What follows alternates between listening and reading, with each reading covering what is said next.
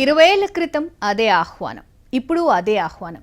అప్పుడు ఓ చిన్న రాజకీయ నేత, ఇప్పుడు 120 కోట్ల మందికి ప్రతినిధి. ఈ 20 ఏళ్లలో ఎన్నో మార్పులు. వీసా ఇవ్వమన్న నోటితోనే జీ హుజూర్ అనిపించుకుంటున్నారు. 2 దశాబ్దాల తర్వాత మరోసారి అమెరికా గడ్డ మీద అడుగు పెడుతున్నారు నరేంద్ర మోడీ.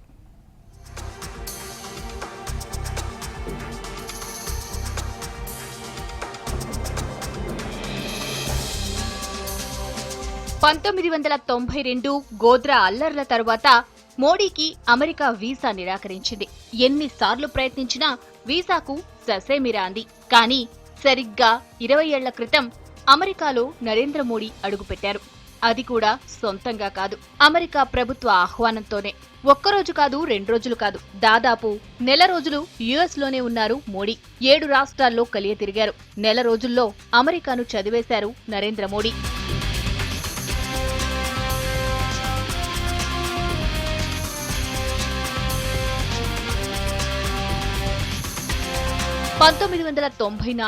జులై భారతదేశం నుంచి 6 యువ రాజకీయ నేతలు అధ్యయన యాత్ర మొదలెట్టారు. 41 రోజుల టూర్ షెడ్యూల్లో ఫ్రాన్స్, అమెరికాను చుట్టేశారు.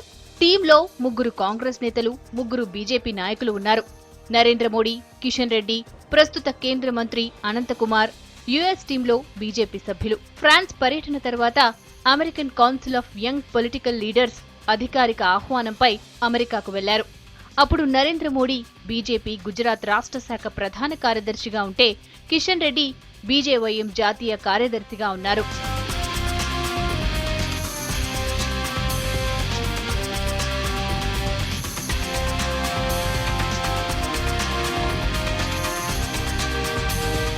వద్దు వద్దన్న నోటితోనే రారమ్మని రెడ్ కార్పెట్ స్వాగతం చెబుతోంది అమెరికా.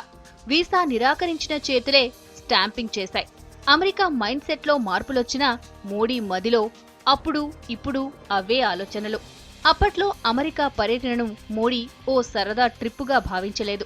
అమెరికా ఆర్థిక వ్యవస్థపై నజర్ పెట్టారు. నాసా స్పేస్ సెంటర్ను పరిశీలించారు. ఆ స్థాయికి భారత్ ఎప్పుడు ఎదుగుతుందోనని ఆలోచించారు.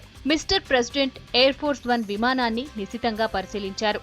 అక్కడి యువకులతో చిట్ చాట్ చేశారు. ఎడ్యుకేషన్, ఎంప్లాయ్మెంట్, సర్కారీ ప్రోత్సాహంపై తెలుసుకున్నారు. దాదాపు నెల రోజులు అక్కడే ఉండి అమెరికాను చదివారు మోడీ.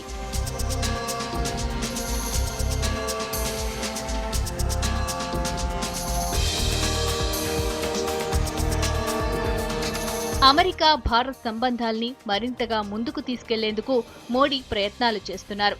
అమెరికా కూడా అదే స్థాయిలో చేయి చాపుతోంది.